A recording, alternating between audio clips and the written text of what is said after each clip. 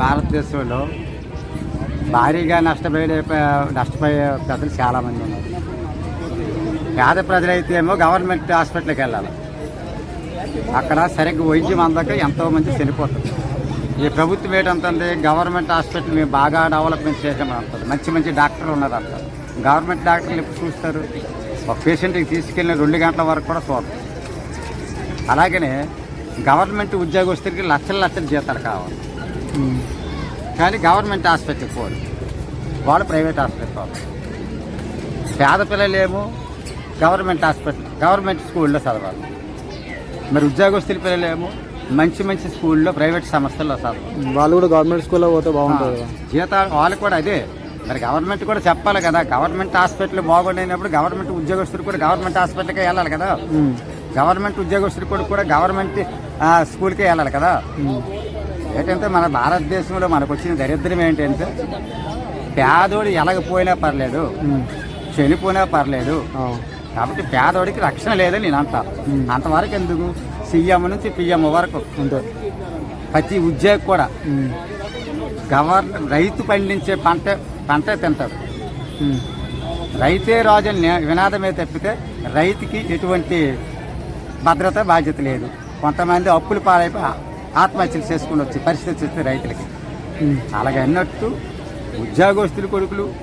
ఉద్యోగస్తులు గవర్నమెంట్ ఎంప్లాయీలు ఎమ్మెల్యేలు వీళ్ళందరూ కూడా బాగలేకపోతే ప్రైవేట్ పెద్ద హాస్పిటల్కి వెళ్తారు. కానీ గవర్నమెంట్ హాస్పిటల్ నెంబర్ 1 డాక్టర్లు ఉన్నారని చెప్తారు. అటువంటి నెంబర్ 1 డాక్టర్లు ఉన్నప్పుడు వీళ్ళు వెళ్ళాలి కదా, అక్కడ పోవాలి కదా, గవర్నమెంట్ హాస్పిటల్కే పోవాలి కదా. మళ్ళీ ఆయన ఏం చేస్తారు? పిల్లలకి చదివించాలంటే foreign, New York, America, Australia, Singapore తదుపరి దేశాల్లో అవుట్ ఆఫ్ కంట్రీస్లో చదివిస్తారు. మళ్ళీ గవర్నమెంట్ స్కూల్ బట్టిగా లేదు. మరి మన గవర్నమెంట్ స్కూల్ నెంబర్ 1 అని బట్టి ప్రాక్టీస్ చెప్తారు. మరి మీరు కూడా ఇక్కడ గవర్నమెంట్ స్కూల్ పంపాలి కదా. ఇలాగ దేశాన్ని ఇలాగ నాశనం అయిపోతుంది. లాస్ట్కి ఏంటంటే రైతన్నోడికి, పేద కుటుంబానికి ఒక భద్రత లేదు, ఒక సౌకర్యం లేదు, ఒక విద్యా సౌకర్యం లేదు, ఒక వైద్య సౌకర్యం లేదు. మరి అలాగ చాలామంది చనిపోవడానికి కారణమవుతుంది.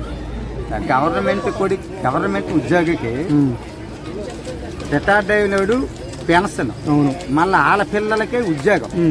మరి అదేదో వాళ్ళకి ఇవ్వకంటే పేదోడి పిల్లలకి ఇష్ట అవుతుంది కదా గవర్నమెంట్. నెల పెన్షన్, నెల సగం జీతం పెన్షన్. ఒక 50,000 వచ్చిందనుకో 25,000 పెన్షన్. 1,00,000 రూపాయలు వచ్చిందనుకో 50,000 పెన్షన్. మళ్ళీ వాళ్ళ కుటుంబాలకి, వాళ్ళ అబ్బాయికి, వాళ్ళ అమ్మాయికి వారసత్వంగా ఉద్యోగం. మరి ఏదో అటువంటి ఉద్యోగాలు ఈ పేద పిల్లలకి ఇష్ట అవుతుంది కదా. ఆ రిటైర్డ్ తీసిస్తే అయిపోతుంది కదా, జీవితాంతం జీతం లేకపోతారు కదా. ఆ పెన్షన్ అనేది తీసి ఈ పేద కుటుంబాలకు ఉద్యోగం ఇస్తే ఆ పెన్షన్ ద్వారా వీళ్ళకి జీతాలు అందుతాయి కదా. మరి ఇటువంటి సొల్యూషన్ లేట్లేదు ప్రభుత్వకి. పెద్దోడికి పెద్దలేమో చూడటమే, పేదోడి పని పేదోడికి పోవడం. అందుకని ప్రతి రాష్ట్రంలో అంటే మన రాష్ట్రం అని కాదు, ప్రతి ఒక్క రాష్ట్రంలో కూడా ప్రభుత్వాలు ఇలాగా పరిపాలిస్తాయి. ప్రభుత్వాలు ఎటువంటి గౌరవంగా ప్రజలకు చూస్తారని నేను భావిస్తాను. దీనివల్ల ప్రజలకు న్యాయం జరుగుతుందా? పేద ప్రజలకి ఎటువంటి న్యాయం జరగదు. తర్వాత వచ్చే రైతులకి న్యాయం జరగదు. గవర్నమెంట్ ఉద్యోగస్తులకి, డబ్బున్నోళ్ళకి తప్పితే పేద కుటుంబాలు రోడ్లు పడిన మంది చాలామంది ఉన్నారు. గవర్నమెంట్ వాళ్ళకు జీతాలు ఎక్కడి నుంచి వస్తున్నాయి? అసలు మన ప్రజల నుంచే వస్తాయి. మన ప్రజల నుంచే గవర్నమెంట్కి జీతాలు, ఈ ఉద్యోగస్తులకి జీతాలు ఇస్తారు, కష్టపడిన ప్రజల నుంచే. తర్వాత కొన్ని వస్తువులు, కొన్ని ధరలు ఈ పెంచడం వల్ల పేదోడు కూడా కొనుక్కోని ఒక 4 కేజీలు రైస్ కొనవలసిన వాడు 2 కేజీల రైస్తో పరిమితం అవుతాడు, రిజిస్టర్ అయి బతుకుతాడు. కొన్ని ప్రాంతాల్లో కొన్ని పేదవాళ్ళు ఒక పూట తింటే ఒక పూట లేదు, ఉదయం తింటే మళ్ళీ రాత్రి ఆకలితో ఉన్న నీళ్ళు తాగి బతుకుతాను. ఇవన్నీ గమనించాలి. పేదలకు కూడా మంచి ఉపాధి కల్పిస్తే కనుక కొంతమేరకు ఆంధ్ర రాష్ట్రం కానీ ఇంకే రాష్ట్రం కానీ మొత్తం ఏ రాష్ట్రాలైనా సరే ఇండియాలో కొంచెం పేదలు కొంచెం బాగుపడతారు, 4 పూట్ల భోజనం చేస్తారని నేను భావిస్తాను. ఇప్పుడు గవర్నమెంట్ వాళ్ళకి పెన్షన్ లాంటివి, తండ్రి చచ్చిపోతే వాళ్ళ మమ్మీకి నెలకి జీతం వస్తుంది, ఇవన్నీ తీసేయమంటారా? అవన్నీ తీసేయాలి. ఇప్పుడు గవర్నమెంట్ ఎంప్లాయ్ ఉన్న స్టార్ట్ నుంచి రిటైర్డ్ అయిన వరకు జీతం వస్తుంది. జీతం ఒకటి ఉంటే సరిపోతాయి కదా. సరిపోతాయి. నెక్స్ట్ వచ్చి ఎంతో కొంత రిటైర్డ్ వస్తుంది, అక్కడ సరిపోదు. మీరు ఈ పెన్షన్స్ ఎంత ఉంది చూడాలి, జీతంలో సగం ఇవ్వడం అండి.